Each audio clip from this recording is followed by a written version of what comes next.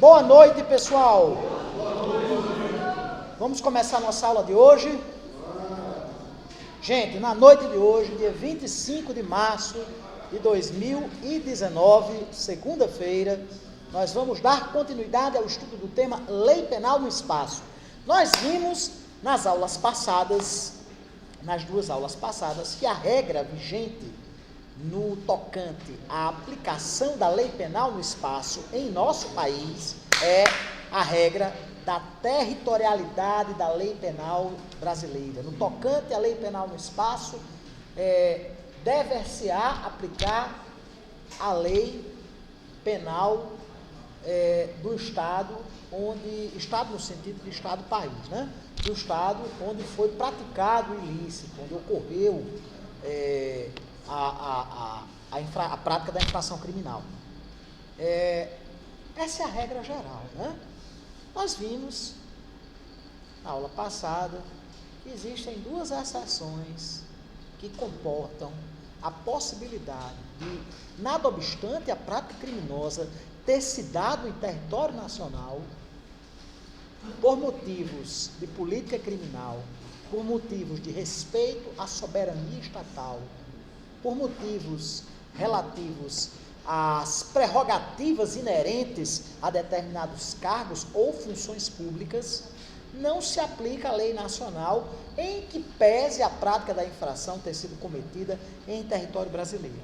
São as exceções da imunidade parlamentar e da imunidade diplomática, que foram tratadas por nós na aula passada, né? Lembrando que essas imunidades, elas não se tratam de privilégios, elas não se tratam de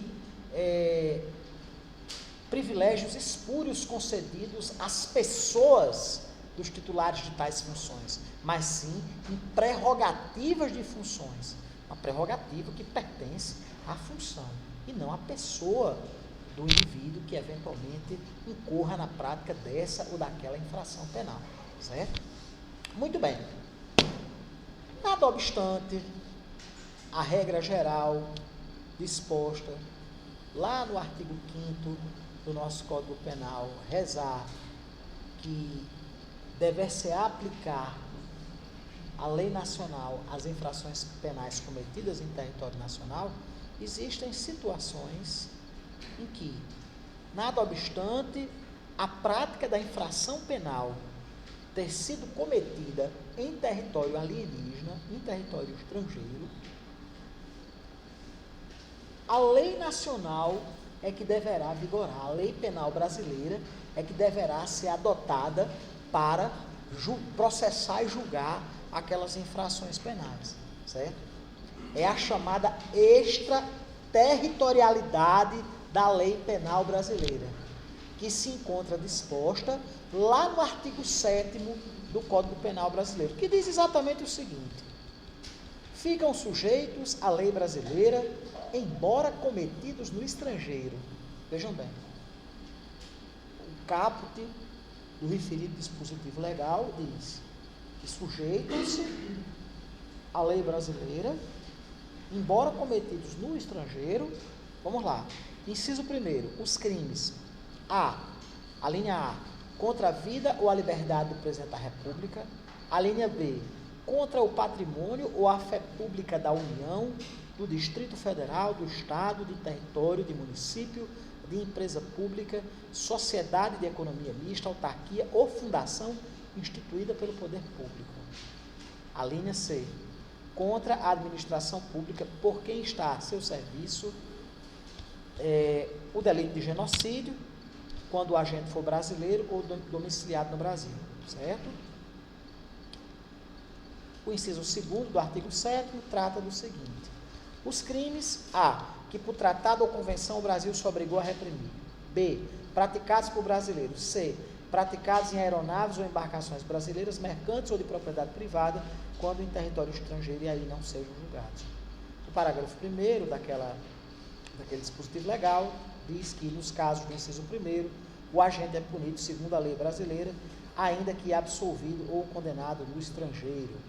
Parágrafo 2º. Nos casos do inciso 2º, a aplicação da lei brasileira depende do concurso das seguintes condições: A linha A, entrar o agente no território nacional. A linha B, ser o fato punível também no país em que foi praticado. A linha C, está o crime incluído entre aqueles pelos quais a lei brasileira autoriza a extradição. A linha D, não ter sido o agente absolvido no estrangeiro ou não ter aí cumprido a pena. A linha E, não ter sido o agente perdoado no estrangeiro ou por outro motivo não está extinta a punibilidade segundo a lei mais favorável. O parágrafo 3º do artigo 7º determina que a lei brasileira aplica-se também ao crime cometido por estrangeiro contra brasileiro fora do Brasil, se reunidas as condições previstas no parágrafo anterior. A, não foi pedido ou negada a extradição. B, houve requisição do ministro da Justiça. Vamos tratar aqui dessa extraterritorialidade da lei penal brasileira.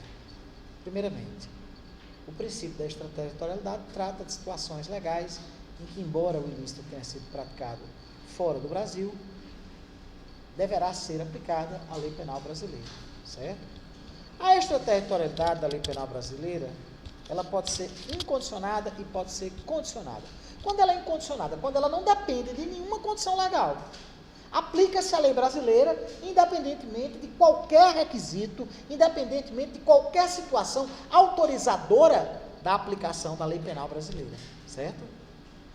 Ela encontra previsão nas hipóteses legais contidas no inciso 1º do artigo 7º do Código Penal, certo? Quais são essas situações? As de crimes cometidos no estrangeiro contra a vida e a liberdade ou a liberdade do presidente da República. Por uma razão muito simples. O presidente da República é o mandatário maior da nação, é o mandatário maior, o chefe do Estado e chefe de governo no sistema presidencialista como o nosso. A integridade física, a incolumidade e a vida do presidente da República tem interesse para a própria soberania nacional, independentemente de quem quer que tenha sido o agente, certo? O delito praticado em desfavor da vida ou da integridade física do presidente da República, bem como da sua liberdade, certo? Interessam ao próprio Estado, à própria soberania estatal, né? Vamos lá, quanto ao patrimônio, o que é o patrimônio? O patrimônio é um conjunto de haveres.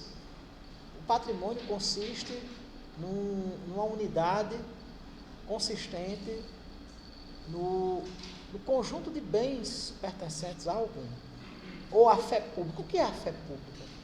A fé pública vem a ser justamente a garantia, a presunção de legitimidade da qual desfrutam os atos da administração pública. Por exemplo,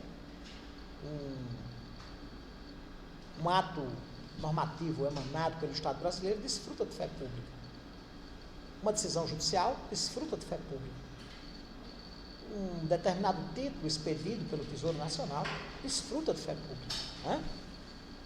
Muito bem, os crimes praticados contra o patrimônio ou a fé pública da União, do Distrito Federal, de Estado, de território, no atual momento histórico do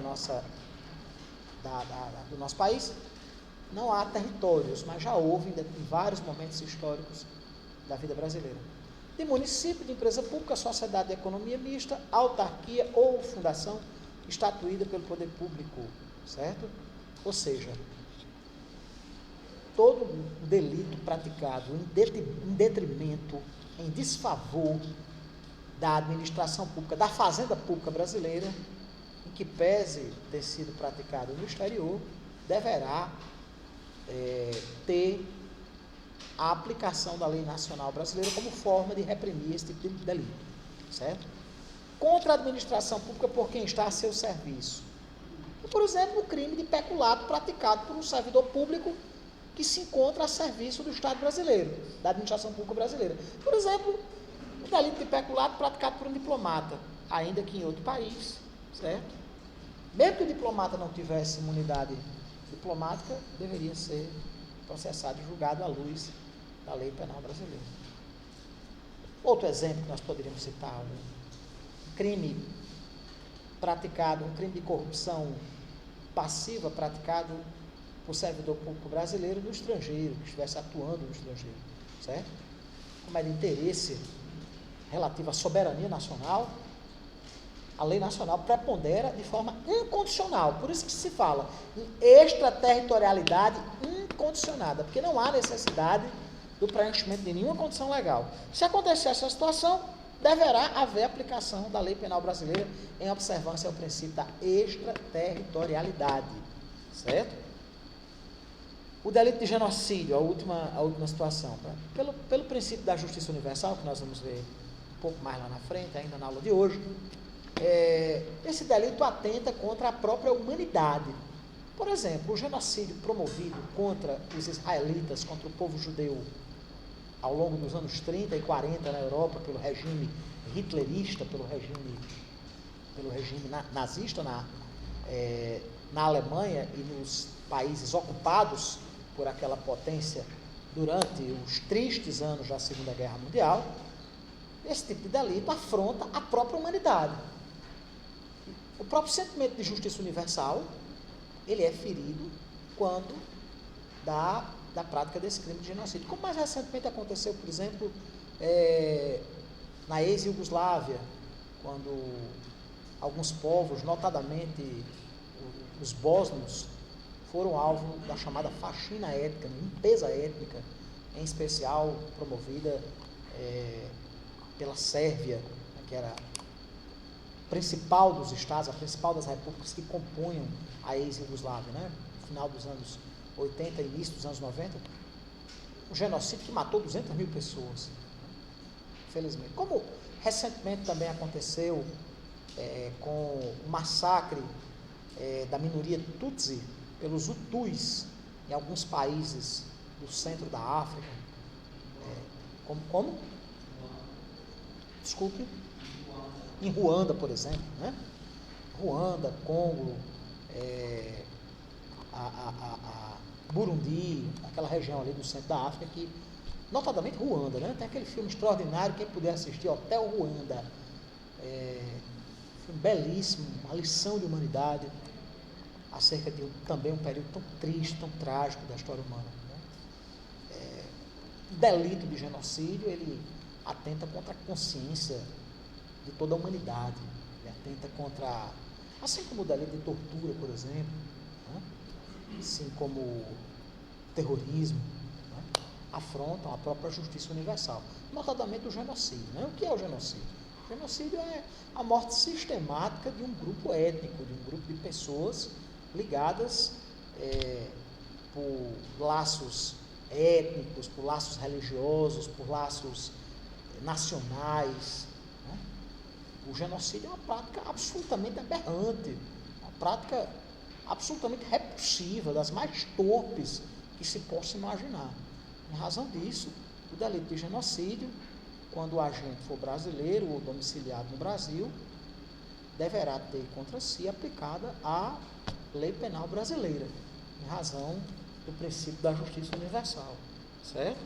Nessas situações, a extraterritorialidade da lei penal brasileira é incondicionada. Por que incondicionada? Porque não há necessidade de nenhum requisito, de nenhuma condição para que se veja aplicada a lei penal do Brasil, certo?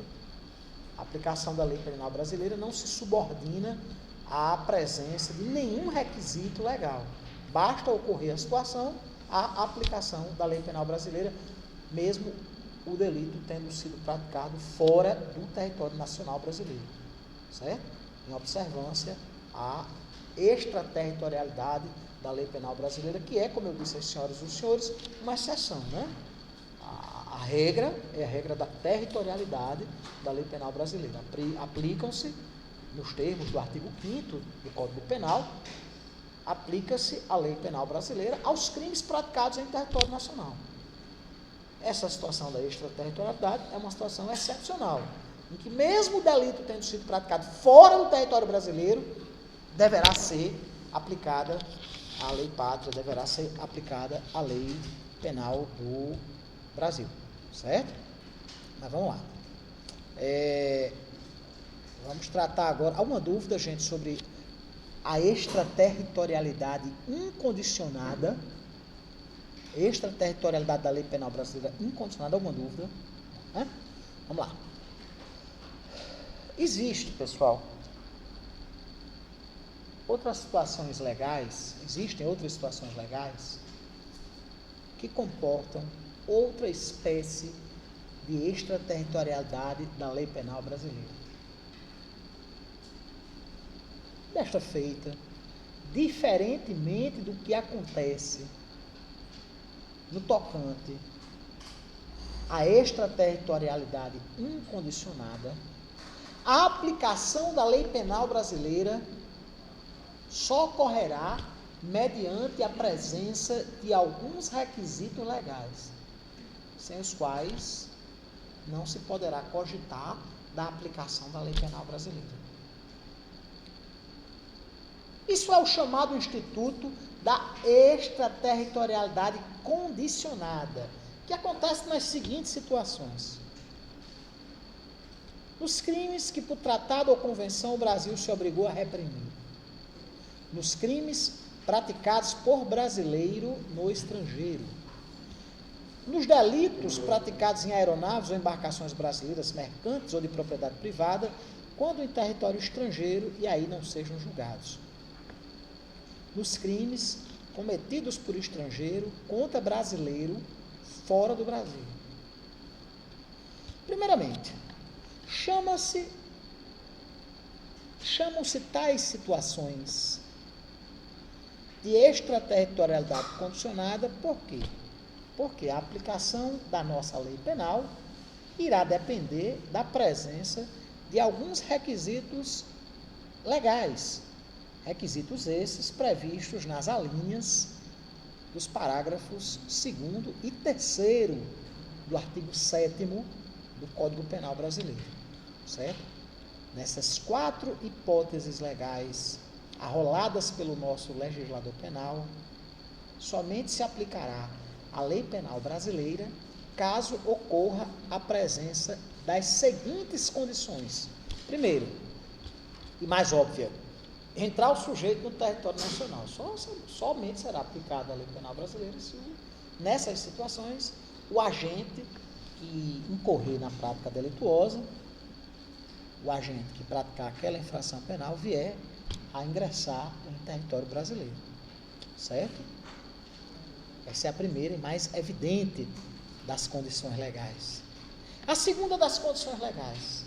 É necessário que o fato imputado ao agente seja punível também no país em que foi praticado. Assim, por exemplo, se o agente pratica um delito fora do Brasil, ingressa em território brasileiro, nessas situações da extraterritorialidade incondicionada, a lei penal brasileira somente poderá ser aplicada se o fato também for criminalizado no país onde houve a prática do ilícito, certo? Do contrário, não se poderá aplicar a lei penal brasileira, certo? Há uma terceira condição. O crime deve estar incluído entre os quais a lei penal brasileira autoriza a extradição do agente. Né? O que é a extradição? A extradição é o envio de um determinado indivíduo para outro país, indivíduo estrangeiro, por exemplo, que praticou um ilícito no seu país de origem e se encontra no Brasil, que pode vir a ser extraditado por ordem do Supremo Tribunal Federal Brasileiro. Certo? Há uma outra condição. Não ter sido sujeito absolvido no estrangeiro ou não ter cumprido pena. Na extraterritorialidade incondicionada, ele pode até ter sido julgado e absolvido, ele pode até ter sido condenado e cumprido pena, que mesmo assim a lei penal brasileira será aplicada. Certo? Na extraterritorialidade condicionada, não. Certo? Eu conversava agora um pouco com o professor Saulo acerca dessas situações. Essa aula é constitucionalista e essa matéria de sede é essencialmente constitucional. E nós estávamos debatendo justamente o fato de que o próprio princípio do non bis in idem, na extraterritorialidade incondicionada, ele não é observado. Por quê? Mesmo que o agente, no caso da extraterritorialidade incondicionada, tenha vindo a ser julgado e absolvido no estrangeiro, estando em território nacional, a lei penal brasileira poderá ser aplicada, tendo em vista que a lei penal brasileira preponderará, terá jurisdição natural, né, acerca daquele caso, em desfavor de qualquer legislação e jurisdição estrangeira. Certo? E mesmo que o agente tenha sido condenado e cumprido pena, ele poderá vir a ser novamente julgado e condenado em território brasileiro. O que não é, obviamente, o caso aqui dessas situações da extraterritorialidade condicionada. Eu estou me referindo às hipóteses legais do inciso 1º do artigo 7º do nosso Código Penal. Certo? Nessas situações do inciso 2º do artigo 7º, haverá necessidade de o agente não ter sido previamente julgado no estrangeiro. Porque se ele for julgado, aí em homenagem ao princípio do non bis in idem, ele não poderá novamente vir a nem ser julgado, nem cumprir pena no território brasileiro. Certo? A outra situação legal, a outra condição legal, melhor dizendo.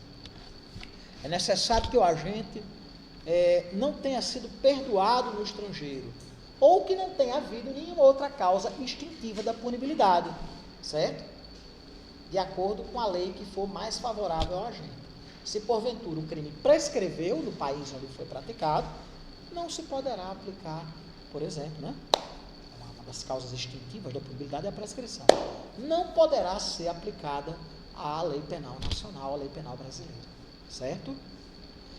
Há uma colocação importante a ser feita, que na quarta hipótese legal, descrita por esse inciso 2º do artigo 7º, ou seja, o crime praticado por estrangeiro contra brasileiro fora do Brasil, além desses requisitos legais, existem outros, para que se veja efetivamente aplicada a lei penal brasileira.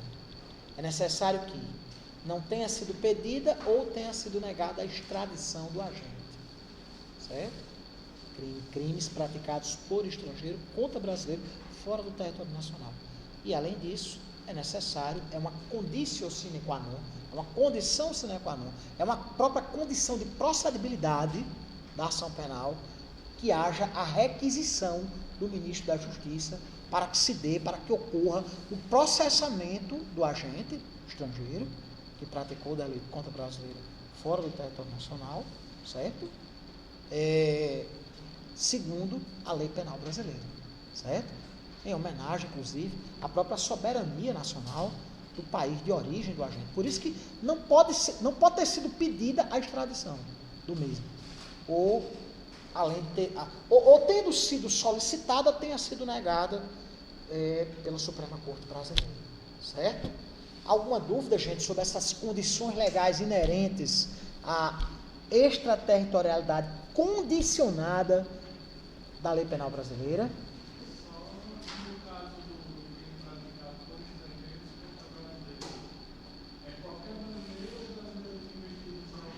Qualquer brasileiro.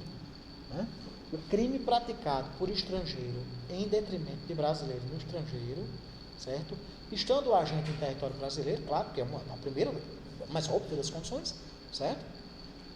Aplicar-se-á a lei penal brasileira. Se não tivesse sido solicitada a extradição do agente, e se ela tivesse sido solicitada, tivesse sido negada. E mais que isso, é necessário que haja a requisição do ministro da Justiça. É um dos casos de ação penal pública condicionada à requisição do ministro da Justiça.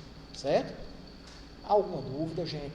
Mas, pessoal, é muito importante nós tratarmos sempre todas as questões jurídicas que nos são trazidas, todos os temas, todas as matérias em direito permitidas, em direito discorridas, à luz de uma orientação principiológica. E aqui, no tocante também à aplicação do princípio da extraterritorialidade, dessa exceção legal à regra geral da territorialidade da lei penal brasileira, certo? É preciso que a gente se reporte a alguns princípios que discorrem, que rezam a respeito dessa questão da extraterritorialidade da lei penal brasileira. Vamos tratar de cada um desses princípios doravante no decorrer dessa parte da nossa aula de hoje. O primeiro deles é o chamado princípio da nacionalidade. O que determina o princípio da nacionalidade? Pelo princípio da nacionalidade, meus caros amigos e minhas caras amigas, vejam bem, senhoras e senhores, leva-se em consideração a nacionalidade do agente, não importando, minhas amigas e meus amigos, o local da prática da infração penal. Ainda que o delito tenha sido praticado no exterior, aplicar-se-á a lei penal brasileira, em homenagem a esse princípio da nacionalidade, que leva em consideração, torno a dizer, a nacionalidade do agente que incorreu na infração penal, que praticou esse ou aquele crime. Nós temos duas subespécies de nacionalidade, no tocante a esse princípio da nacionalidade. Nós temos, primeiramente, a questão da nacionalidade ativa, também denominada de personalidade ativa, certo? Aqui leva-se em consideração a nacionalidade de quem cometeu o crime, a nacionalidade do sujeito ativo do delito, certo? Não se cogita da vítima nem do local do crime. Se leva em consideração a nacionalidade do agente que incorreu na prática criminosa. Mas há ainda uma segunda subespécie da nacionalidade, que vem a ser a nacionalidade passiva, também denominada de personalidade passiva. Aqui vislumbra-se não a nacionalidade de quem cometeu o crime, mas sim a nacionalidade de quem foi vítima do delito, quem foi vítima daquela infração penal praticada por esse ou aquele agente. Nesse sentido, exige-se tanto que o autor do delito, certo, quanto o objeto ofendido, o sujeito passivo do crime, sejam analisados para que se vislumbre realmente a competência da lei penal nacional para aplicação, embora o delito tenha sido cometido no exterior. Certo? Alguma dúvida, gente, acerca desse princípio da nacionalidade? Pessoal, há um segundo princípio, no tocante à extraterritorialidade da lei penal brasileira, que vem a ser o princípio da proteção, também denominado de princípio da defesa ou princípio real. Aqui, por que princípio da proteção, da defesa ou real, primeiramente? Porque leva-se em consideração qual é o bem jurídico protegido, por isso que se fala da proteção ou da defesa desse ou daquele bem jurídico. Por que se fala também em princípio real? Real tem a ver com coisas, de res, vem da expressão latina, a expressão romana res, quando você se refere a real, direitos reais, direito das coisas. Né? Interessante que há alguns anos, isso faz parte do folclore jurídico nacional, numa prova da OAB lá em São Paulo, uma questão dissertativa foi solicitada aos candidatos que discorressem acerca dos direitos reais. E um desavisado candidato, não muito estudioso, certamente, escreveu: direitos reais são os que existem. Esse aí passou o curso de direito todo sem o mínimo de atenção às aulas. Muito bem. Por que se fala princípio da proteção da defesa real? Porque aqui a lei que deverá ser aplicada justamente é a lei do país, do bem jurídico ofendido, certo? Não se leva em consideração nem a nacionalidade do agente, nem tampouco o local onde foi cometido o delito. Aqui o que se vislumbra é a proteção de um determinado bem jurídico, certo? Assim, por exemplo, o crime praticado contra a vida ou a liberdade do presidente da República, certo? Ou contra o patrimônio público brasileiro, leva em consideração, por esse princípio da defesa, ou real, ou da proteção, certo? justamente o próprio bem jurídico violado. A vida ou a liberdade, depois da República, ou a soberania nacional, no sentido do patrimônio da Fazenda Pública Nacional, certo? Independentemente de ter sido praticado em desfavor, aliás, nesse ou naquele Estado. Além disso, o genocídio praticado por brasileiro, a pessoa aqui residente também se enquadra nesse sentido. Muito embora haja uma divergência, porque entende-se tanto pela proteção, pela prevalência do princípio da proteção, quanto pelo princípio, e é aí que nós vamos novamente aqui tratar dele, o princípio da justiça universal, jurisdição universal, ou princípio da competência, certo? Que reza que o criminoso deverá ser punido no lugar onde se encontrar, independentemente do lugar do crime, independentemente da nacionalidade do agente ou da nacionalidade do bem jurídico que eventualmente tenha sido por ele violado, certo? Aqui nós temos, por exemplo, os crimes que por tratado ou convenção o Brasil obrigou-se a reprimir, né? Entre eles o tráfico ilícito de entorpecentes. O princípio da representação. Pelo princípio da representação, se aplicará a lei do país quando por alguma lacuna, por alguma ausência, por alguma deficiência legislativa, ou pela falta do interesse do Estado, do outro Estado, em reprimir o delito, não haja a prática da persecução criminal, certo? Aí nós temos como, por exemplo, os crimes praticados em aeronaves ou embarcações brasileiras que não sejam de cunho público, que não tenham cunho oficial, que não sejam, por exemplo, da Marinha ou da Aeronáutica do Brasil, certo? Tá, que sejam da Marinha Mercante ou de uma companhia aérea privada, certo? E que não tenham sido julgados no exterior. Nessa situação, autoriza-se a aplicação da Lei Penal Nacional, certo? No tocante a esses princípios, no que diz respeito a esses princípios, em geral, as nações adotam a legislação tendo como referência um desses princípios e adotam os demais subsidiariamente, certo? As situações hipotéticas, né? Complementando-os com os demais. E aqui nós temos no Brasil a adoção da regra geral, que já foi vista por nós há 2 aulas atrás, o princípio da territorialidade, que é a regra, né? Aplica-se a lei penal brasileira às infrações penais praticadas no território brasileiro. Essa é a regra, certo? Mas nós temos algumas exceções a essa regra legal. Então, vamos tratar de cada uma delas doravante. No tocante à adoção do princípio real, ou da proteção, ou da defesa, como vocês queiram, nós temos aqui as hipóteses do inciso 1º do artigo 7º e do parágrafo 3º. Vamos a elas, para vocês se recordarem, né?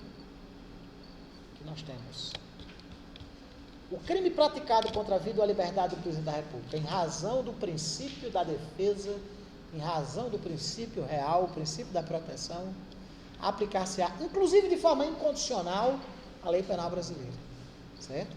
Havendo a aplicação desse princípio, apesar da regra geral da territorialidade da lei penal brasileira. Vamos a outra hipótese, a outra exceção contemplada pelo princípio da defesa.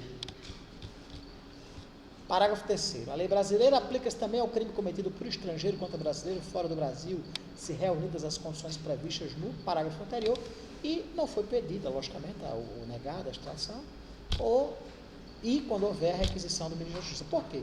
Porque aqui leva-se em consideração o bem jurídico ofendido, que é justamente o bem jurídico pertinente a um nacional do Brasil, a uma pessoa brasileira que, ainda que tenha sido violada fora do Brasil, certo? Teve esse ou aquele bem jurídico aviltado por alguém, né?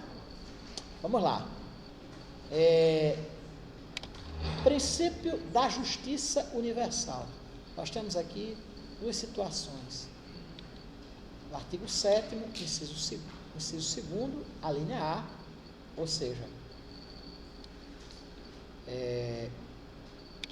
os crimes que por tratado ou convenção o Brasil se obrigou a reprimir. E também, segundo alguns doutrinadores, o delito, entre os quais eu francamente me posiciono, o delito de genocídio, em razão da própria natureza deste crime.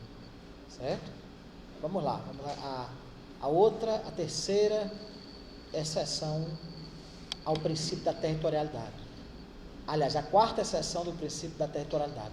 O princípio da nacionalidade ativa. Aí nós vamos para a hipótese da linha B do inciso 2º do artigo 7º. Vamos ver aqui. A linha B do inciso 2º. Os crimes praticados por brasileiro. Você vê que leva em consideração a nacionalidade do agente. Né? E por derradeiro, há a prevalência do princípio da representação, certo?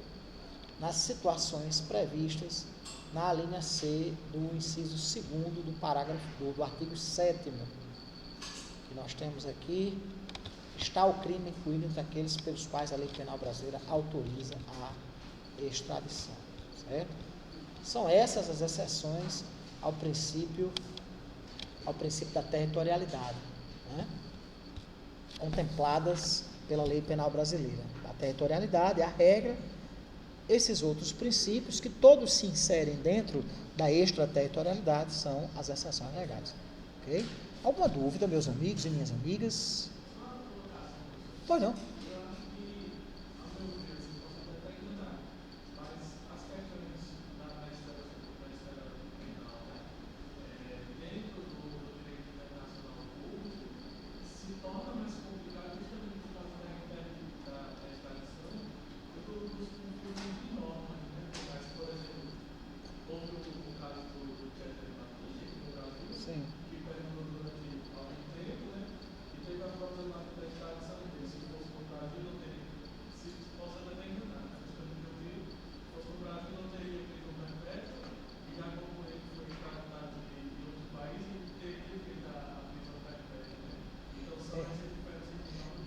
Aqui cabe uma colocação.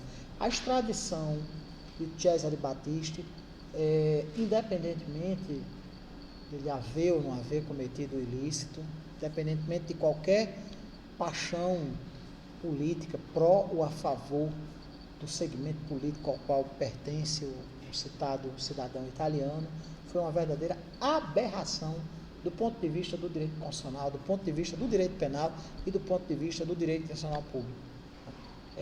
São indiscutíveis as motivações de cunho político dos ilícitos a ele atribuídos.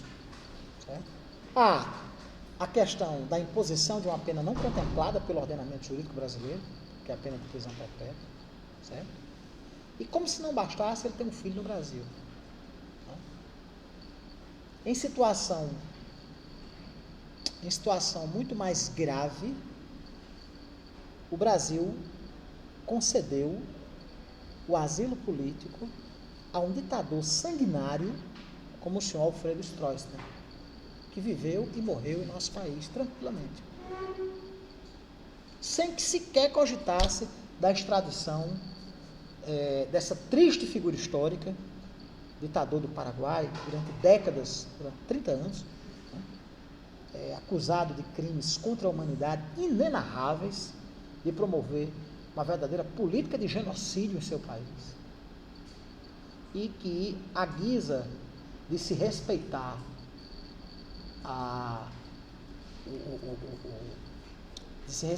o princípio que autoriza o Brasil a conceder asilo político, né, consagrado constitucionalmente, era na época, e obviamente ainda o é, ele não foi extraditado. Por que o nosso país tem esses dois pesos e duas medidas, né? Por que extraditou Olga Benário? Por que não extraditou Alfredo Stroessner? Por que agora extraditou Cesare Battisti? Essa é uma reflexão que se faz acerca dos casuísmos da vida política e jurídica nacional.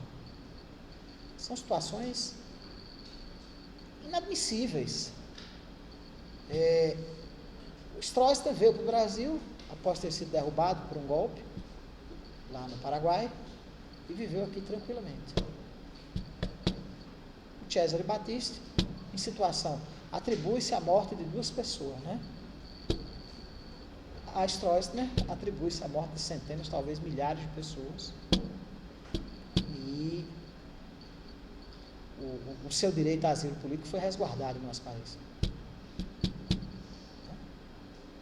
Um cidadão que, inclusive, deu guarida, acoitou, como se diz no jargão nordestino, criminosos de guerra nazistas, entre os quais o famigerado anjo da morte, Dr. Joseph Mengele, que viveu no Paraguai sem ser molestado, antes de vir morar aqui no Brasil, onde findou os seus dias.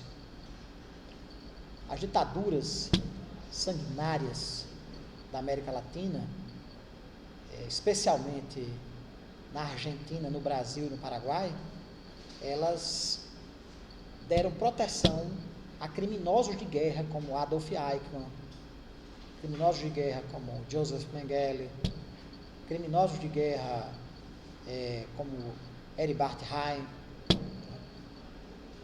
como Kurt Lischka, como teve um deles que ele foi, falha-me agora a memória, ele foi diretor do campo de extermínio de Sobibor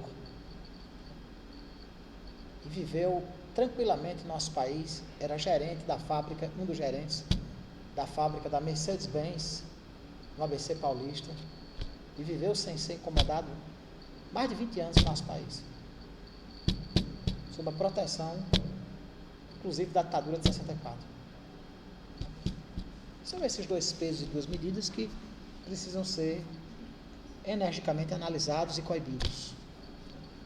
A extradição do Cesare Battisti é uma anomalia política e jurídica, sem qualquer parâmetro no direito internacional público. Anomalia. Algo lastimável. Como foi da ativista judia alemã Olga Benário, nos anos 30, entregue de bandeja para o regime hitlerista, por Getúlio Vargas, que a sabia grávida de um cidadão brasileiro, mas que, para bajular os alemães e para se livrar de um problema, acabou maculando sua biografia de forma indelével, né? A Vargas pode ser atribuído, entre muitas outras aberrações, em que pese os seus também. Eu costumo dizer que as figuras públicas e as pessoas, de modo geral, são como os antigos discos de vinil. Tem lado A e lado B. Né? Todos nós temos nosso lado A e nosso lado B. No lado obscuro, no lado B, digamos assim, de Getúlio Vargas, pode ser assinalada essa nódoa indelével de ter entregado uma mulher grávida de 5 meses nas garras da Gestapo, as garras dos defensores do nacionalsocialismo na Alemanha. Né? Lamentável. Bom, mas já que nós estamos conversando sobre extradição, vamos debater acerca desse assunto nessa parte final da nossa aula de hoje.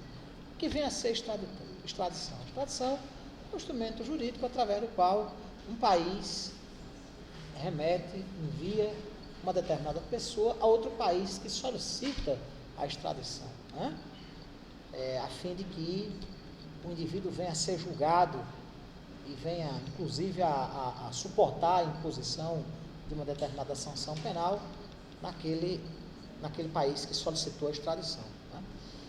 Existem alguns princípios que rezam, e aí você vai entender a questão da aberração da extradição de Cesare Battisti. Né? Existem alguns princípios que servem como balizas, como nortes orientadores para a imposição ou não desse instituto. O primeiro deles é o princípio da não extradição de nacionais. Né? Nenhum brasileiro poderá ser extraditado. Isso é uma questão de respeito à soberania nacional. Você vai entregar um cidadão brasileiro para ser julgado por outro Estado, perante outra jurisdição? Aqui, até mesmo os brasileiros naturalizados não podem ser extraditados, salvo se estejam sendo processados ou se tenham sido condenados pela prática de crime comum praticado antes da naturalização, certo? Ou, em razão ao próprio princípio da justiça universal, certo?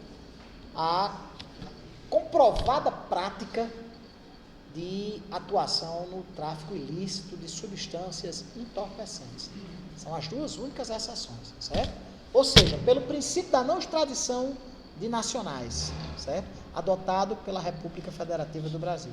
Nenhum brasileiro poderá ser extraditado, nem nato nem naturalizado, salvo, aí abre-se um parênteses, duas exceções para brasileiro naturalizado, certo?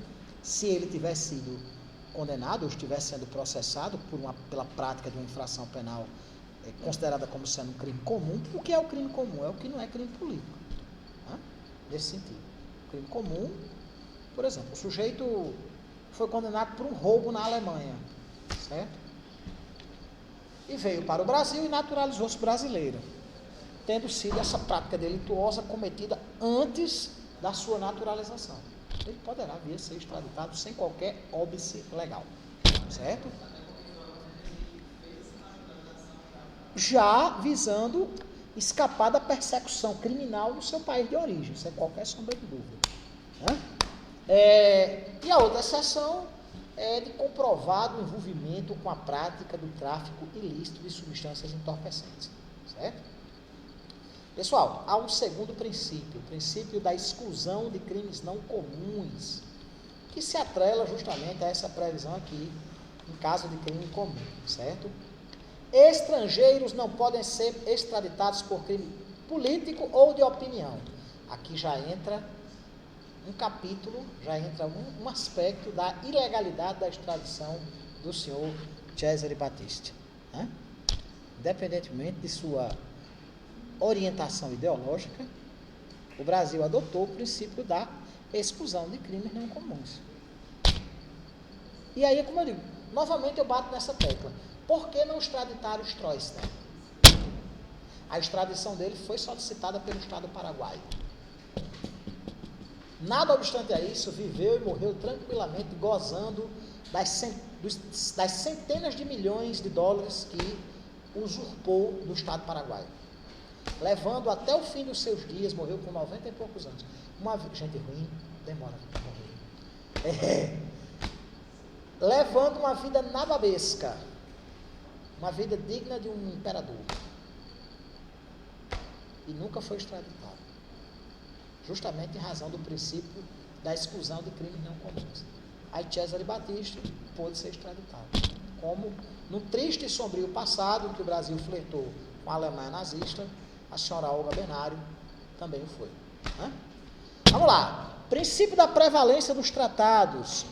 Gente, havendo um conflito aparente de normas jurídicas entre a lei que regulamenta a extradição e algum tratado ou convenção internacional subscrito pelo Brasil, o tratado deverá prevalecer, certo?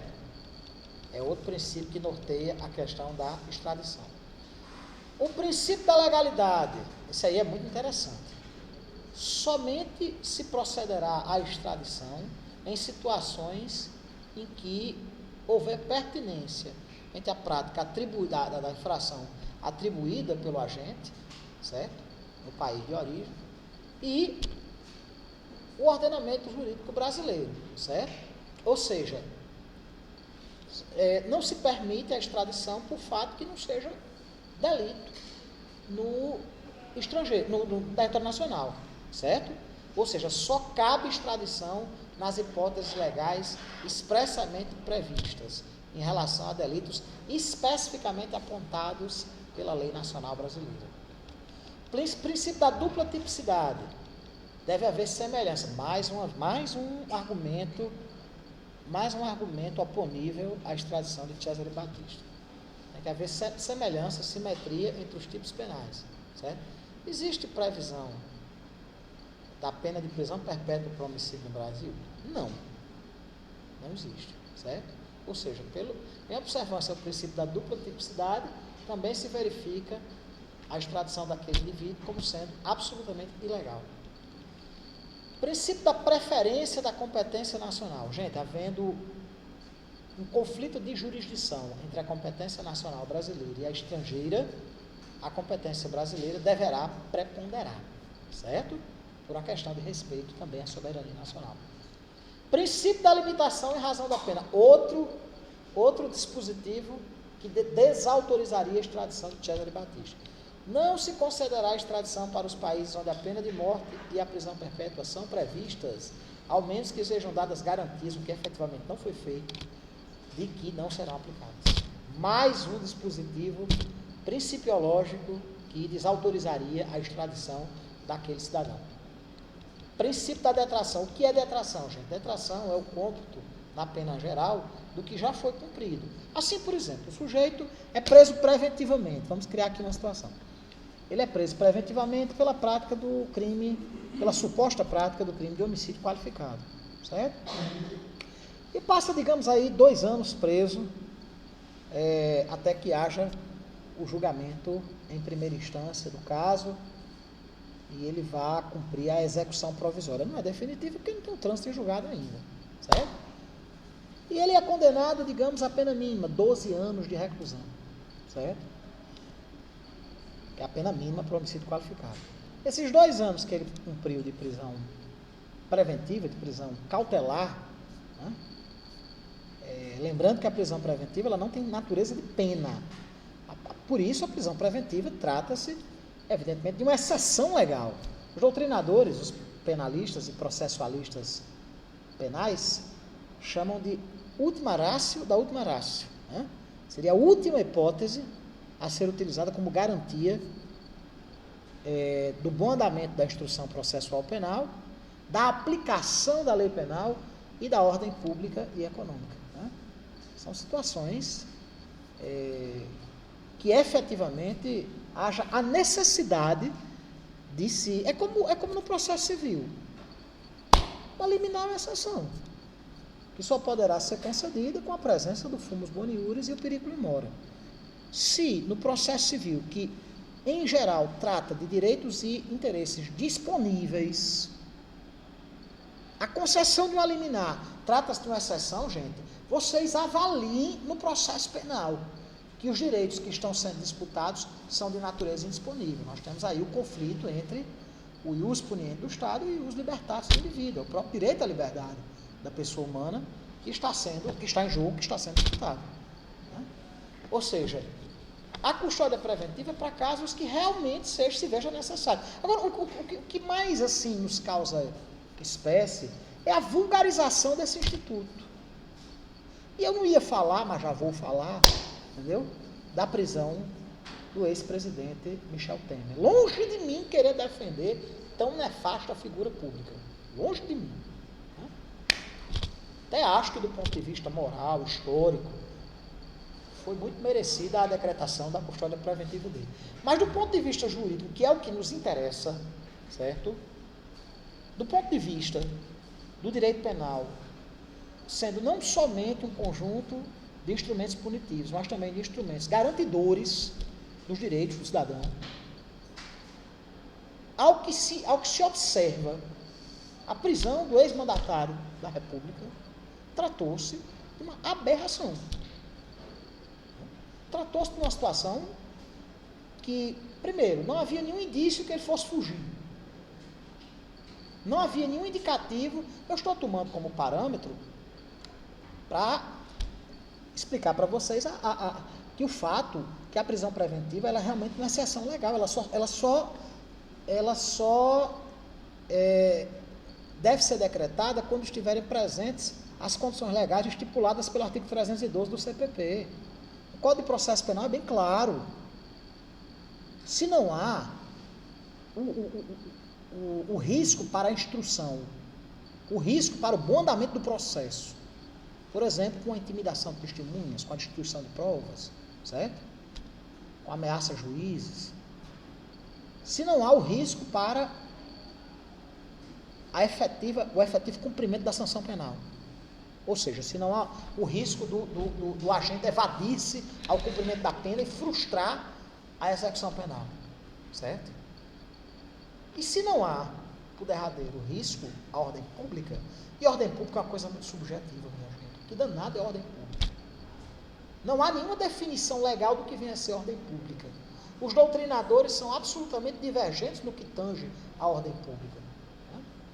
Mas entendendo a ordem pública como risco à sociedade. Longe de mim defender uma figura tão tosca, uma figura tão malfazeja quanto o ex-presidente da República, o senhor Michel Temer. Constitucionalista que rasgou a Constituição. Longe de mim querer defender.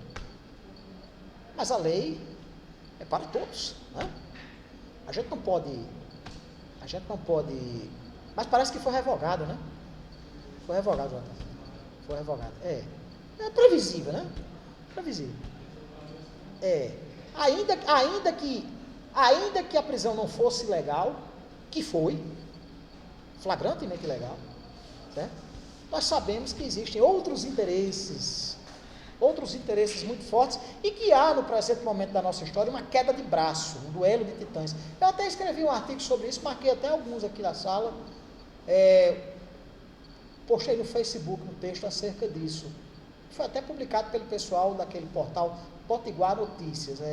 Leiam, vão na minha timeline e, por favor, leiam, e quem gostar, dê sua curtida. Sobre tigres, ursos e partidas de xadrez. Em que eu emito a minha opinião, não só como jurista, mas principalmente como cidadão, acerca da prisão do ex-presidente Michel Temer, que sabidamente ia ser revogada. Foi só uma manifestação de força da Faça Jato contra o presidente da Câmara. Tendo em vista que, além da prisão de um aliado político, prendeu-se o genro dele, né? O senhor Wellington Moreira Franco, famoso gato angorá, né? Outra das figuras mais perniciosas da vida pública brasileira. Mas que, enfim, independentemente de quem quer que seja, certo? Lembrem-se, o direito penal vislumbra fatos. Não se concebe o direito penal do autor, certo?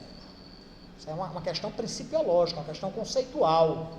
Não se admitir que o direito penal se dedique a contemplar pessoas, mas sim fatos. Fatos. E os fatos presentes não autorizariam a prisão do presidente Michel Temer. Já houve um momento histórico que a prisão dele seria por demais necessária. A história das gravações. E o Supremo, infelizmente, não quedou-se inerte, né? Quedou-se inerte. Ali ele poderia ter sido preso, independentemente de ser presidente da República, né? Em razão do cabedal imenso de provas, certo? Que autorizariam a determinação da custódia preventiva. Mas por que não foi preso? Eu achei interessante, eu vi um comentário feito, acho que eu não sei se foi num blog ou se foi numa rede social, comentário interessante. Eduardo Cunha derrubou Dilma Rousseff e foi preso. Michel Temer derrubou os direitos trabalhistas e foi preso. Eu acho que eu não preciso mais dizer nada, né? Tem a reforma da Previdência aí na pauta, né? A história é implacável. É implacável. Né? E todos esses atores políticos são meras marionetes, meros fantoches nas mãos dos verdadeiros donos do poder. Né? Vocês são pessoas muito inteligentes e sabem quem são os verdadeiros donos do poder num Estado burguês como o nosso. Né? Quem é que manda no Brasil e no mundo? Né? Ou vocês têm alguma dúvida que o chairman da Exxon manda mais do que Donald Trump? Alguém tem alguma dúvida? Ele próprio é um chairman de uma corporação. Né? Eu me lembro que teve um professor que uma vez muito querido, se essa história de tripartição dos poderes, meninos, isso é conversa. Está vendo o poder se dividir? O único poder numa república, num Estado burguês, é o poder econômico. Tripartição dos poderes é uma ficção jurídica criada para obter a conciliação das pessoas, para que o dominado ache legítima a dominação. E, em verdade, é o que acontece. E eu me lembro que, na França, foi amplamente noticiado isso. Uma raposa invadiu um galinheiro e as galinhas se reuniram e mataram a raposa. Aqui, certamente, haveria raposas que diriam, não, haveriam galinhas que diriam, não, a raposa está apenas cumprindo seu trabalho. Deixar a raposa trabalhar. Certamente. Bom, mas, voltando aqui ao princípio da detração. Vocês entenderam o que é detração, né? Detração é o desconto para fins de cômputo da pena de uma parte da pena já cumprida. E aqui, no tocante ao princípio da detração, garante-se ao extraditando que, tendo sido preso preventivamente no Brasil, tenha esse período de prisão preventiva descontado do cumprimento da pena quando vier a ser extraditado para o país que tiver requerido a extradição, certo? Gente, só para nós terminarmos a nossa aula de hoje, questão da jurisdição subsidiária e jurisdição principal. Verifica-se a subsidiariedade da jurisdição nacional nas hipóteses do inciso 2º, ou seja, da extraterritorialidade condicionada. Por que jurisdição subsidiária? Por quê? Porque, principalmente, a jurisdição estrangeira é a que deverá atuar no julgamento e no processamento e julgamento daqueles casos. Apenas subsidiariamente aplicar-se-á a jurisdição nacional, certo? Assim como nas hipóteses do parágrafo 3º do artigo 7º. Vamos recordar aqui, gente, para vocês se lembrarem. A situação da lei penal brasileira ser aplicada a crime cometido contra brasileiro no exterior por agente estrangeiro. Aqui nós temos subsidiariamente a aplicação da jurisdição nacional, certo? Por quê? Porque a jurisdição principal será a jurisdição estrangeira. É isso? Nessas situações legais, né? Se o agente for condenado por crime no estrangeiro e sendo processado no juiz estrangeiro, houver a questão da sentença, a sentença preponderará sobre a da justiça brasileira, né? Caso o réu tenha sido considerado absolvido pelo juiz estrangeiro, aplica-se a regra do non bis in idem, certo? E não há a persecução criminal brasileira, certo? Se o agente foi condenado e evadiu-se, deixou de dar cumprimento à execução da pena, aí ele não pode aplicar o non bis in idem, podendo ser aplicada a competência brasileira para a execução da pena. Há situações em que a jurisdição nacional será a jurisdição principal, são as hipóteses dos artigos 5º e 7º do inciso 1º, ou seja, as hipóteses da territorialidade, que é a regra, e da extraterritorialidade incondicionada. Nessas situações, a jurisdição brasileira deverá preponderar sobre qualquer outra, ainda que o crime tenha sido cometido fora do território nacional. Ou seja, é competente o Estado juiz brasileiro para processar e julgar a questão, tendo o delito acontecido ou no território brasileiro ou fora do território brasileiro, em razão tanto da territorialidade quanto dos princípios da competência real. Ou seja, ainda que o agente venha, como eu disse antes de começarmos a aula, ainda que o agente, ou foi no curso da aula, foi no curso da aula já, foi. Ainda que o agente tenha sido absolvido no estrangeiro, essa absolvição, pela regra da extraterritorialidade incondicionada, certo? Não impedirá a movimentação processual, não impedirá a persecução criminal em território brasileiro, mesmo que ele tenha sido absolvido. E se ele tivesse sido condenado e tivesse evadido, a competência será da jurisdição executiva brasileira, certo? Agora, só para a gente finalizar aqui, em homenagem à regra do non bis in idem e do non bis in pena, certo? Non bis in pena in idem, a pena que for cumprida no estrangeiro pelo mesmo crime, quando for diversa, será descontada, certo? Assim, se ele tiver, por exemplo, pegado uma pena maior aqui, o que ele cumpriu de pena lá, certo? Será, a exemplo do que acontece com a detração, descontado para fins de cálculo de pena no território brasileiro, certo, gente? Pessoal, faltam, para a gente terminar esse assunto da lei penal no espaço, faltam apenas algumas considerações finais. A gente deixa para a aula de amanhã ou a gente conclui já o assunto na aula de hoje? De manhã, né? Só acerca da aula de amanhã, pessoal. Talvez eu precise viajar a Natal. Se eu for viajar a Natal, eu posto no SIGA uma nota avisando, certo?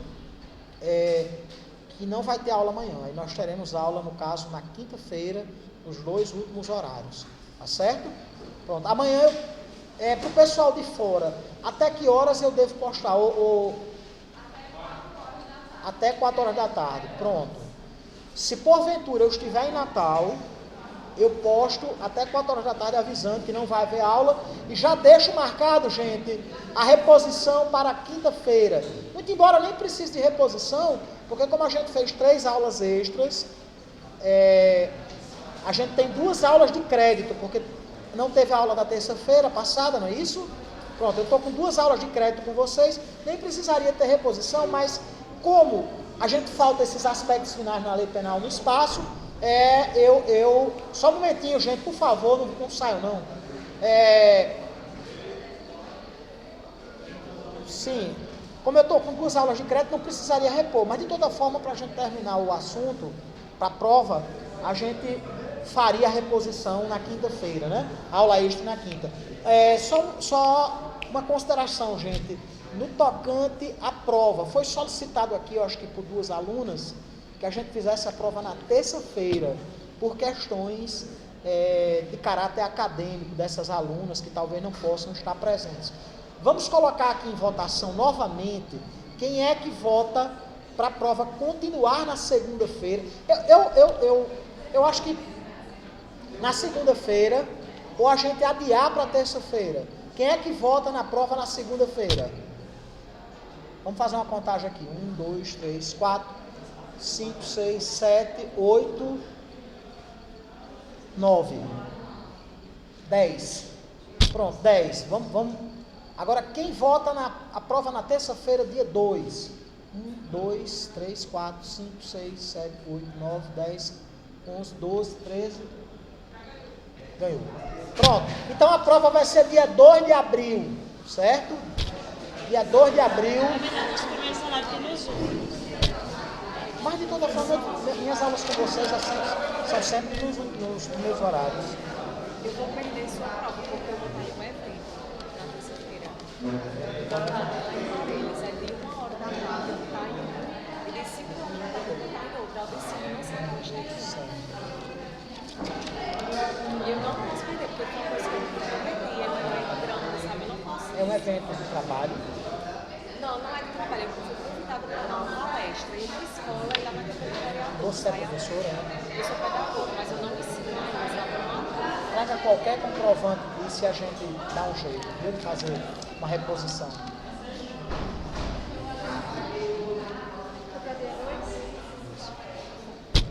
Você vai poder rezar à vontade lá no EJC. Os princípios. Pois não. Não estou entendendo a diferença desse princípio para da alteridade. Certo, muito bem. O princípio da alteridade diz o seguinte: é necessário que haja, para que ocorra a intervenção de direito penal, a lesão de um bem jurídico de outrem. Por isso que não se punibiliza o suicídio, porque não há uma ofensa ao bem jurídico alheio, entendeu? O princípio da exclusiva proteção do bem jurídico. O direito penal só se preocupa com o resguardo de bens jurídicos, e não de bens ou interesses de natureza moral, ética, entendeu? Por isso que é necessário que haja um resguardo de algum bem penalmente tutelado. Então nesse aqui tem em jogo aí um bem jurídico, no outro não. Não precisa ter bem jurídico, baixa da pessoa, né? Não, é necessário que haja um bem jurídico, claro. O direito penal. Não. É porque é o bem jurídico de outrem, por isso se fala da alteridade, de outra pessoa, entendeu? Ah, entendi. E esse aí, se não coisar um bem jurídico, não pode ser De punido. toda forma, o direito penal só se preocupa com bens jurídicos, certo? Entendi. No tocante ao bem jurídico de outrem, é a questão do princípio da alteridade, entendeu? Porque, por nada, disponha. Concluir aqui a aula de hoje. Uma boa noite a todos, fiquem com Deus e até a próxima aula.